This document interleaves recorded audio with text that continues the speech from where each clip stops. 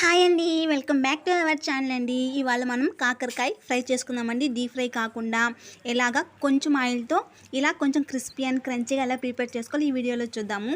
ఎక్కువ ఆయిల్ వేస్తే ఏంటంటే డీప్ ఫ్రైకి కాకరకాయ చేదు వల్ల ఆయిల్ మొత్తం పాడైపోతుంది కదా. అలా కొంచెం ఆయిల్తోనే మనము చాలా క్రిస్పీ అండ్ క్రంచీగా కాకరకాయ ఫ్రైని అయితే ఇవాళ ప్రిపేర్ చేసుకోవచ్చు. ముందుగా కొత్త వాళ్ళు మన ఛానల్ ఎవరైనా చూసినట్లయితే సబ్స్క్రైబ్ చేసుకుని నాకు సపోర్ట్ చేయండి ప్లీజ్ అండి. మీరు సపోర్ట్ చేస్తేనే కదా నాకు ఇలాంటి మరిన్ని వీడియోస్ చేయడానికి ఎంకరేజ్మెంట్గా ఉంటుంది. ప్లీజ్ అండి డూ సబ్స్క్రైబ్ మై ఛానల్ అండి. ప్యాన్ తీసుకొని ఆవాలు వేసుకున్నాక మనం ఇలా స్లైసెస్ లాగా కట్ చేసుకున్న కాకరకాయ వేసేసుకోవాలి.